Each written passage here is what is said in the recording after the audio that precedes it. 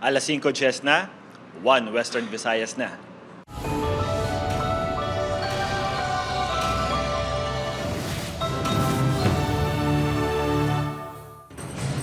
Tutukan subong nga Biyernes. Mataas nga heat index mabatyagan sa pila ka lugar sa Iloilo. Posible maglabo sa 41 degrees Celsius. Pila ka tricycle drivers sa Iloilo City nakabaton na sa fuel subsidy. Temprano pa nagpatughong. SUV nga nagpatughong sa gas station sa Bacolod City nagpalagyo nga wala makabayad. 75 anyos nga lalaki patay matapos mabungguan sa pickup truck sa Pilar Capiz, Tatlo, Pilason. Kag senior citizen nga naprank sang tuman kadamol nga kilay, gain kalingawan sang netizens.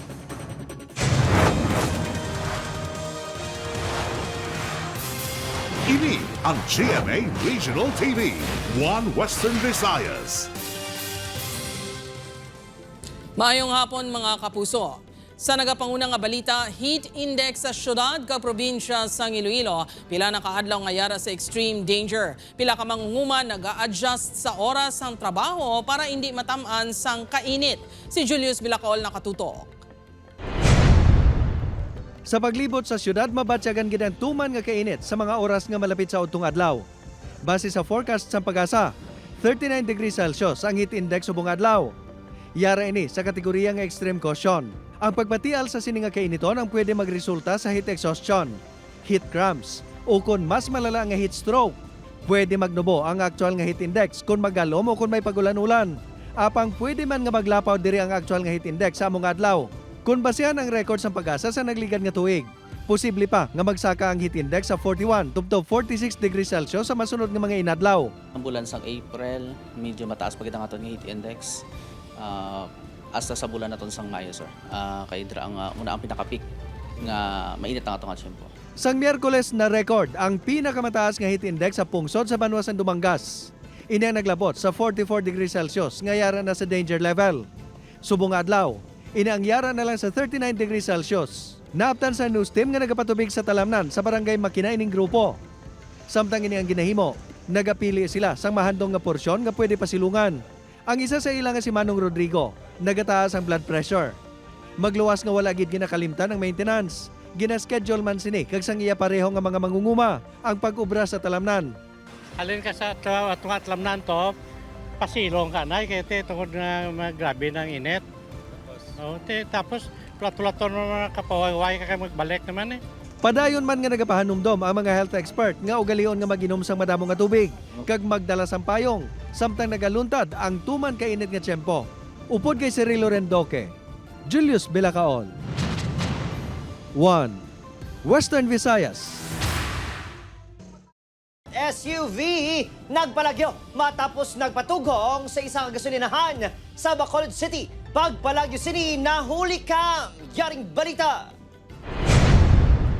Maluoy mga kamasahon be, kaya pila man ng diamond sweldo. Kaya maluoy mga vlog. Wala na punggan sa manager sa isa ka gasolinahan sa Bacolod City nga maugot. Matapos nagpalagyo ang isa ka salakyan nga nagpatugong sa ila.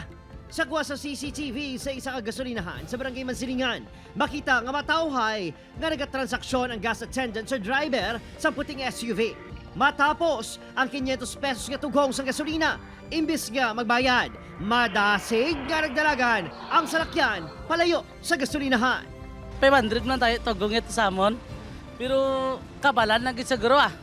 Ginatawag man sa namon tapos digdasig yung tayo niya padalagan bi sir. Di kundi ginlagyuhan niya kami kay Baguhanon ang gas attendant nga nakatransaksyon sa driver. Wala na nilaging charge sa empleyado ang 500 pesos. Do okay man siya kung ng tsura ya. Tiway kami expect. Mas okay siguro sir kung mabayad sila na. Yan is na patughong. Magapakigangot ang kapulisan sa LTO-NAR para mas mapadasig ang pagpangita sa driver. Wala pa, naghatag sa pahayag sa News C mga LTO-NAR apang ginkumpirmar yung gina-track na nila ang salakyan base sa nakuha nga plate number. Opod, Kiril Casillo, Adrian Bretos, 1 Western Visayas.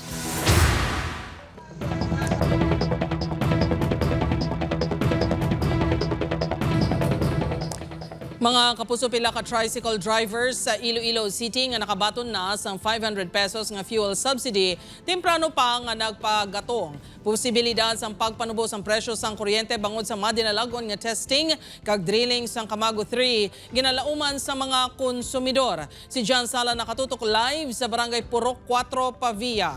John?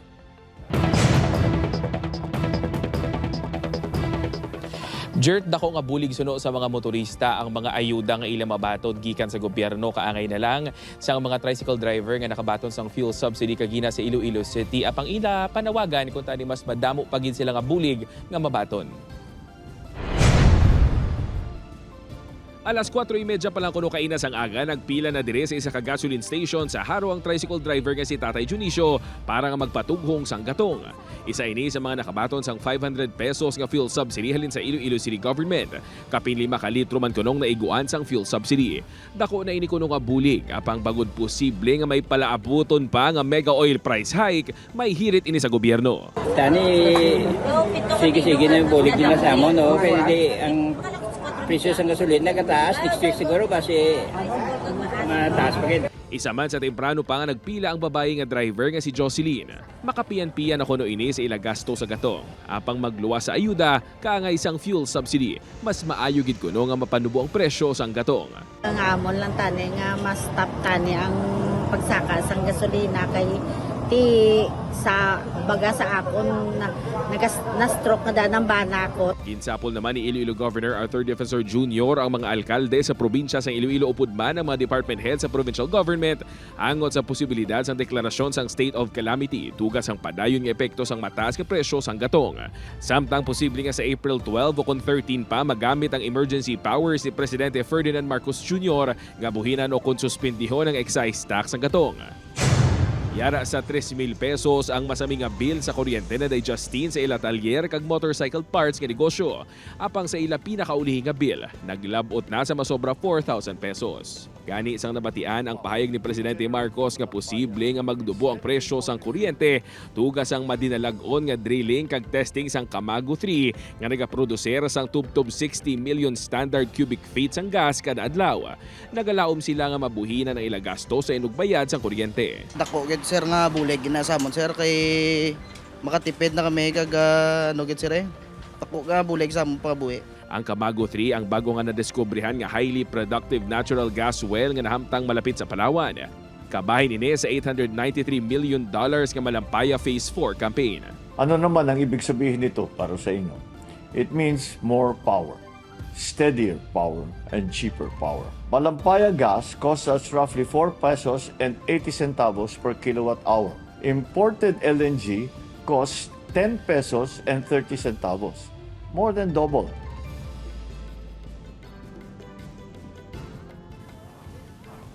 Jert, matapos ang pagsinapol sa mga alkalde kag vice-alkalde kaupod si Iloilo Governor Arthur Defensor Jr.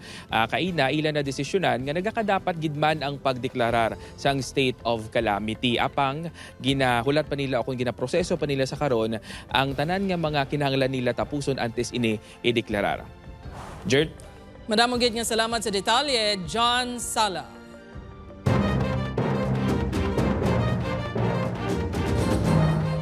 Pickup truck naglapaw sa karsada sa Pilar, Capiz, lalaki nga nadala sa binawian sang kabuhi. Si Julius Villacaol nakatutok.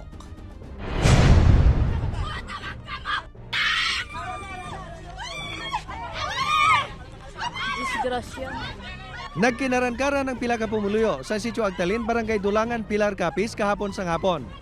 Ini matapos isa ka pickup ang naglapaw sa karsada kag bumunggo sa puno sang paho. Base sa pagpangusisa sa Pilar Police, nagikan sa Roa City kag padulong sa estansya Iloilo ang salakyan sang naaksidente. Daw natapilukan kuno sa sir, daw tinuyo siguro siya. Tamo to sang hinali na lang nga swerve sa pa right side sang dalan. Antes naglumpat sa karsada, isa ka 75 anyos nga lalaki nga nagalakat sa dalan ang nadala sa salakyan. Ginkilala ini kay alias Lito, tumantok sa barangay Ulalo sa among Banwa kag nagbisita lang sa ihimata sa Dulangan. Dead on arrival ini sa ospital sa Banwa sa Pontevedra. Nadala sa man sini ang isa ka tricycle nga nagtuga man sang kasamaran sa driver sini. Ang driver sang pickup nga si alias Roel, 62 anyos nga tumandog sang estansya, kagang upod sini nga isa ka lalaki nga foreign national nga yara sa legal nga pangidaron, nasamaran man.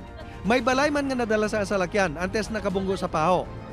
Lunsayara pa sa ospital ang nagkalasamaran, apang ginapaidalom sa kustudiya sang kapulisan ng driver sang pickup. Nakaistoryahanay na magtimbang nga bahin suno sa kapulisan. May initial mga pag-istoryahan na ining both parties. Depende pa sir, kasi maka-istorya pa sila. Ang istoryahan ay pamanabi sa hospital. Upod kay Cirilo Rendoque, Julius Bilacaol. 1. Western Visayas. O maghalong mga kapuso, nagpaandam sa publiko ang Department of Social Welfare and Development ka maghalong batok sa nagalaptang tax scams angot sa fuel subsidy kag cash relief assistance. Suno kay DSWD Secretary Rex Gatchalian, nagapangbentaha ang pinaka-individual para makakuha sa personal information kag makapang-scam. Masami, nagapadala sa mensahe sa text ng scammers nga may contact name nga DSWD. Nakasaad sa mensahe nga eligible ang isang persona sa pagbaton sang 3,000 pesos nga fuel subsidy. May link nga nalakip sa mensahe kag hindi ini dapat i-click suno pa sa DSWD. Panumdom sa hensya, personal nga gina-fill out ang form sa gula sang online forms sa ginapadala. Ang LTFRB lang ang naghahatag sa listahan sa mga benepisyaryo nga drivers. Bantayan. 16 anyos nga dalagita ginpulian dumog sang 5 kapamatanon sa Araw Relocation Site sa Bacolod City sa pagbalik sang One Western Visayas. Ini ang GMA Regional TV, One Western Visayas.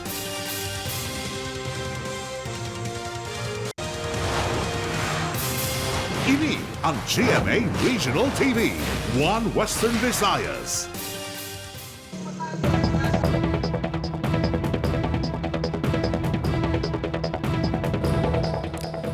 Sa mga kapuso naton nga motorista, maghanda naman sa dugang pagid nga mega oil price hike sa masunod nga semana. Suno sa oil industry sources, posible nga may pagsaka sang 11 tub 12 pesos sa kada litro sa diesel.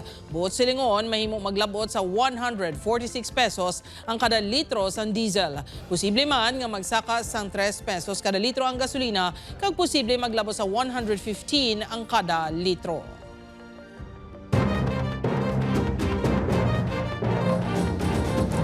Malapit 1.5 million pesos nga balor sang suspected shabu na kumpiskar sa raid sang kapulisan sa barangay Bacau, Mandurriao. Samtang ICPO kag mga punong barangay sa Lapos nagpanindugan nga hindi makabig nga alarming ang illegal drugs sa Iloilo City. Si John Sala nakatutok. Ginamonitor ng daan sa Barangay Anti-Drug Abuse Council sa Bacau, Mandurriao ang 26 anyos nga lalaki ginkilala kay Christian Jonero alias Pato.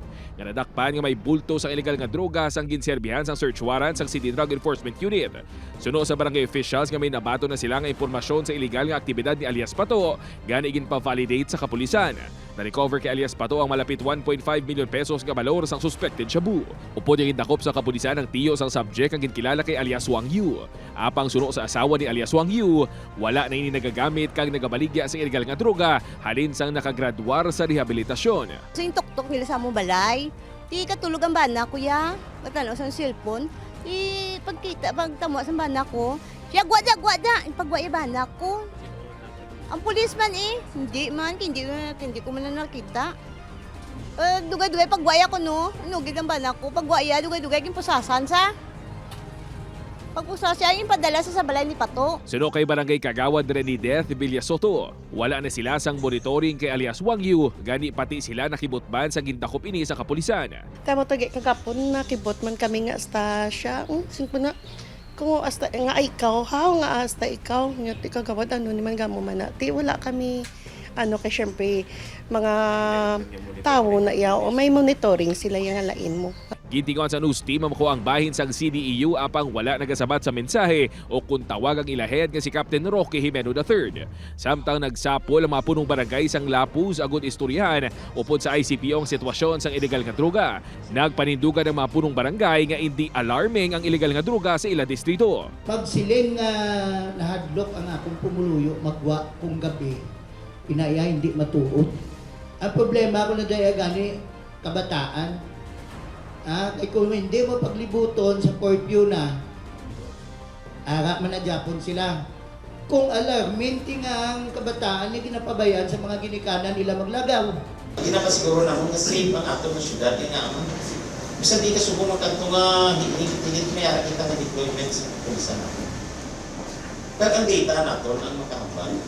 Kamu mismo sa lahat. Upod kay Hansi Sherto, John Sala. 1 Western Visayas. O ka mga isog, 16 anyos nga dalagita gindumog sa grupo sang pamatanon sa Bacolod City. Insidente na huli ka, yaring balita nga itong gintutukan. Nagatindog sa kilid sang dalan ng grupo sang mga pamatanon. Ginaulit pa nila ang lapsag nga bitbit sang ila upod. Hinali nga nag-abot sa atubang nila ang babayi nga nakaitom. Ginganit niya kaginyudyod ang babayi nga nakaputi. Imbes nga punggahan, nagpuli pa sa pagdumog sa babayi nga nakaputi. Ang iban sa ila, ginsipa, kagintapungol pa ang babayi. Naguntat na lang sila sang ginsaway na sa pila ka mga residente matapos magsinggit ang biktima. Kuha ang CCTV sa Araw 2 relocation site, Barangay Vista Alegre. Singgit, kung bako lang may dumugay. Tiki tawag kong akon nga magulang, naluoy kami sa babae, blaka kama na mo. Halos hindi ko no makabangon ang babae nga nakagom sa mga karos kay Pilas. Kaya yun ang balala sa namon nga kung pwede ma-report niya sa sa ginikanan niya pero hindi siya kay wala kabalo. Sa guya ko na may scar may karos. Masami, involvado sa insidente sang dinumugay ang grupo sunod sa residente sa lugar. Mga mariwana na sila, pero nila ka pangitaaway, kasi tao nga nila nga huwag ka man sala. Kung maabot nila nga makaya nila dumugon, batuan nila. Nagpadulong lang kuno sa lugar ang biktima agud mamasyar si Enobio na tala na ipatawag sang barangay ang mga involvado. Ginpadulungan sa news team ang balay sang biktima sa barangay 11 apang wala sang nagatubang sa amon. Wala gi-report sa kapulisan ng insidente apang panugyan sang autoridad sa mga ginikanan. Ibaluon naton kung didin or ano ang ginapanghimo isang aton ng mga kabataan, especially ni mga kababaihan, no? Kapit pa kung wala man lang sang official nga lakat sa eskwelahan sa obra, magpakigamot gid sa aton. Barangay officials, agon ma-address naton ini hindi lamang sa social media. Opo, Kiril Casillo, Adrian Pretos, 1 Western Visayas. Mga kapuso, makita sa ini nga video nga nagabaisay ang duwa ka lalaki nga ini. Ang lalaki nga naka-blue ang driver sang nauna nga jeep samtang ang nakapula naman ang driver sang ikaduha nga jeep. Ginabanta 15 minutos na kuno nga nagahulat sang pasahero ang nauna nga jeep sa barangay Dakitan, Madalag Aklan sang nagabot ang ikaduha nga jeep. Nangaki kuno ini bangod madugay nga nagulat sang pasahero ang nauna nga jeep kag naglampas sa 10 minutos nga waiting time. Nagbaisay ang duha ka driver tugdob nga jutayan lang nga magsumbaganay. Nagpatunga ang iban nga pasahero. Sang naglakat na ang una nga jeep, ginlagas pa ini sang isa ka driver kag jutayan lang magsag-idanay. Nakalabot na sa LTO Aklan ang video kag ginpadala na sang show cause order ang duha ka driver. Pilason ang 35 anyos sa si alias Ray sang natiruhan sa katapos ng Philippine Army nga si alias June sa barangay Makagahay, Moises Padilla, Negros Occidental. Sunod sa kapulisan, nagmaoy si alias Ray kag may dala nga patalong kag pusil. Natabuan nga nagapatigayon sang Mobile Community Support Sustaining Program ang militar rason nga nagresponde kaupod ang mga tanod. Ginpakalma si alias Ray apang gintayaan sini sang posilang militar rason nga gintiro siya sa tiil. Ginkusundiya sa kapulisan si alias Ray kag magapakatubang sa reklamo nga alarming scandal kag paglapas sang RA 10591. While pasipay ang aton Philippine Act, gintayaan niya ni ang aton na responding team. That's why action ang atong responding team nga ma-subdue siya, no? Amo to dahil gintiro sa tiil. Bantayan.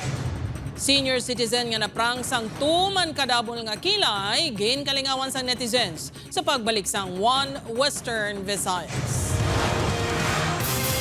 Ini ang GMA Regional TV, 1 Western Visayas.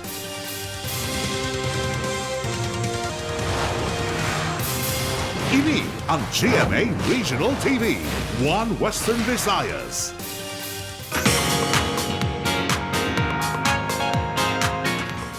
Mga puso, yari na mga dapat bantayan sa Encantada Chronicles Sangre. Paano wala maghahatag sa inspirasyon sa pagpamuno ni Hara Armeyang iya pagpalangga kay Daron? Makimayo balaw kung malaing epekto sini sa Encantadia. Bantayan man ang pag-abot ni Elias sa Encantadia Chronicles Sangre, 8:05 p.m. sa GMA Prime pagkatapos ng 24 oras. Samtang magabunga na ang sakripisyo ni Joey kag Andrew. Bangod makaistorya na ni Joey iya amay. Ano bala ang matukiba ni Joey? Banten inatanan sa Never Say Die 8:55 sa aton Jimmy Prime.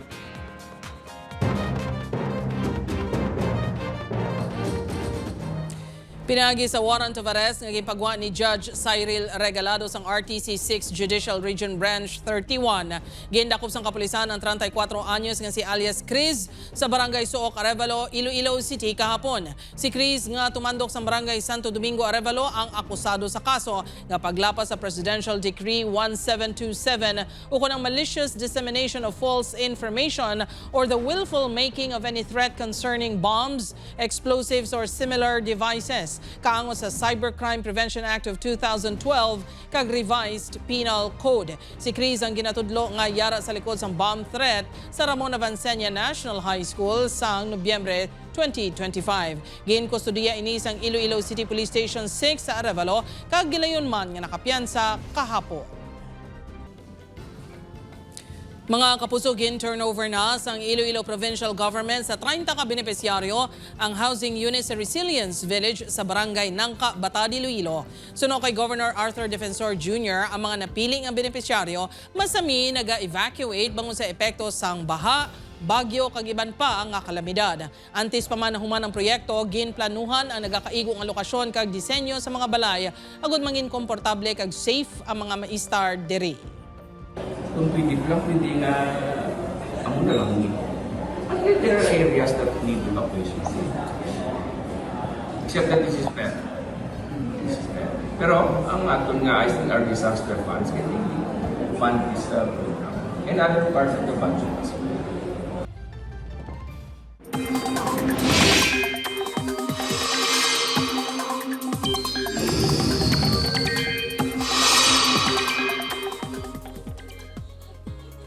Mga puso, magapadayon ng mainit nga tiyempo sa pungsod. Isurliso kung mainit kag mapangahangin man sa gihapon ang nagapanguna nga weather system. Sa subong, wala pa man sang may nakita nga bag o nga malaing nga tiyempo nga mag-apekto sa pungsod pero may chance sa gihapon nga mag-ulan. Sa datos sa Metro Weather, may chance sang ulan sa bilakabahin sa Aklan, Capiz, Iloilo kag Negros Occidental.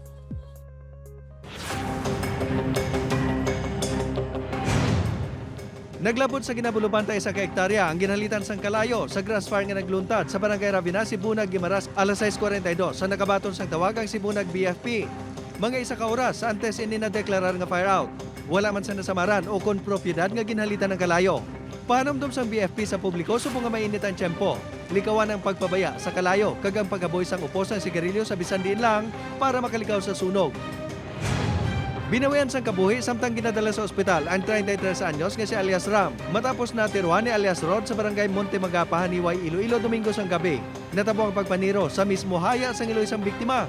Sa investigasyon sa kapulisan, nagtambag lang ang biktima sa away sang suspect. Kag kontra sini, bangod sa 50 pesos nga pusta, apang aksidente nga natiruhan. Napulo kaigo sa tiyan ang naangkon sang biktima bangod 12-gauge shotgun ang gingamit sa suspect. Nagapabilin nga at large sa suspect nga magapangitubang sang kaso nga homicide.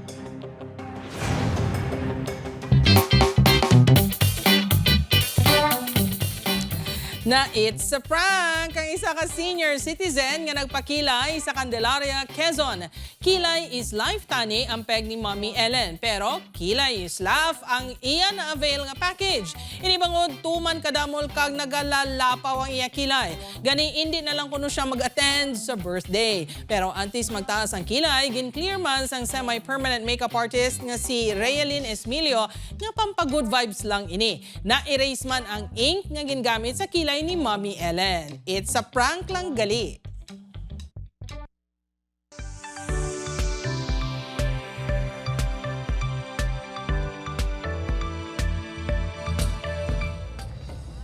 Mga kapuso, ako si Jethro Charlatan. Ini ang One Western Visayas, bugos nga puwersa para sa mas dako nga misyon. kag mas masangkad nga pagserbisyo sa pungsod.